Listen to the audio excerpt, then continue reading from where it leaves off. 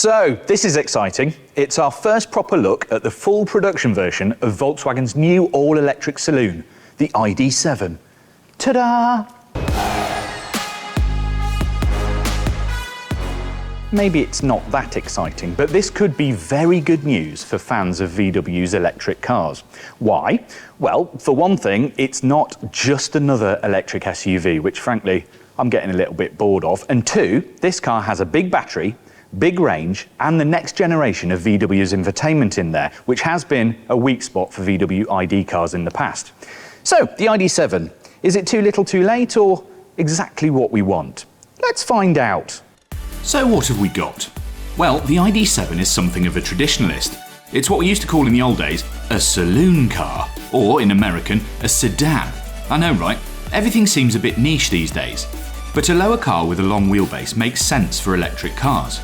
The big gap between the wheels means more passenger leg space, and a lower roofline and smaller frontal area makes it more aerodynamic. And more aerodynamic means more efficient. The problem that I've got with it is that the ID.7 does look a little bit, well, it looks a little bit normal. Now that it's shed its electroluminescent camouflage, we can see it for what it really is. And that's quite a straight saloon car. Now that's fine, because not everybody wants to drive around in a spaceship. But every time I look at this car, I can't help but think it looks like a squashed ID.4, which does make all sorts of sense, because essentially, underneath, it's the same bits. It's called VW's MEB platform. In this case, though, we do get a much more aerodynamic body, which makes sense because it's a saloon, and it's basically got a smaller frontal area. Other than that, you've got this big light bar that stretches the width of the car, which is a kind of VW ID signature light, which comes back into the headlights, and this is where the indicators are as well. Then there's a little sensor for all the ADAS, the advanced driver assistance systems in the front, plus a bit of grille. And then as you come around the bumper, there's these holes. These vents, now they basically draw air away from the front of the car and push it down the side over the aerodynamic wheels instead of letting it swirl around. Obviously, that makes the car more efficient. And it has to be more efficient than an SUV because they basically run through the air like drunk elephants. The air then slides down these subtle creases in the side of the car and over a sloping, beetle-backed, again aerodynamic roof that dips towards the rear. It's neat, but not immediately show-stopping. Then at the back, we've got the usual full-width light bar with some subtle detail in the lights, and when you compare it to the original ID Aero concept, you can certainly see where it came from. Thing is, I've been stood around looking at this ID.7, and I can't help thinking that it's got a slightly awkward stance, looks like it rides a little bit high. Is that my imagination, or can you see it too? Let me know in the comments. But the really big news is what's going on in here. Now, if I start from what's directly in front of me, I've got a really nice, slim driver's information display right there. But somewhere out on the end of the bonnet is an augmented head-up display, which is a first for VW ID cars. Obviously, the most dominant feature of the interior is this big 15-inch landscape display. And I have to say, it is a lot nicer than anything I've seen in a VW this far. And it's also got the controls from the air conditioning and the heated seats and stuff like that, oft-used functions, in a permanent bar along the bottom of the screen, which is actually a lot more useful than it was before. And the air conditioning itself is actually quite clever. So if you're holding the key, as you approach the car, it'll automatically start to heat or cool the interior before you get there. And once you're sat in it, the air conditioning concentrates on the seats that are filled, so it cools your passengers down a little bit more efficiently. There is also actually quite an accurate voice control system. So if I say, "Hello ID," my hands are cold. Okay, warning, hands at the front. It's actually one of the only systems I've ever used that seems to work. Similarly, as a result probably of talking to endlessly moaning customers, this little bar down here, which has these little touchpad sliders on, is now illuminated. It's not perfect, but at least you can see what you're doing at night. You have no idea how happy that makes me.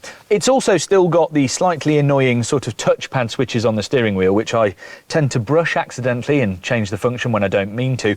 And it's still got the really rubbish electric window controls. VW, that's a miss.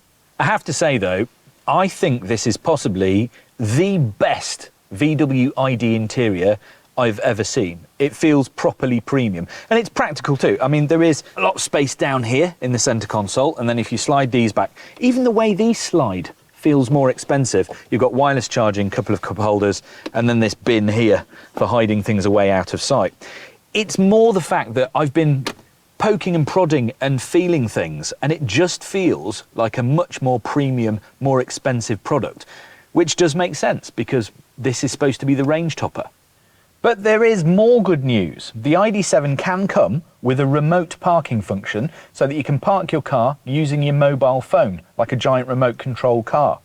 Also, it can have a smart sunroof, which this one hasn't got. And can I just mention the amount of space in the back? I'm 6 feet tall and quite wide, and look at the amount of knee room I've got. Headroom's not bad either. Tell me again why we all have to drive SUVs. And if I pop out here, it's actually got a pretty decent boot via this hatchback. This is actually quite a good space, and also this is a false floor, so there's a bit more space underneath it, and a little extra under here for storing your cables, although there is no frunk, which is boo. And if you need more space, there are plans for an estate version, which is the one that I'm really interested in because that's both more practical and better looking.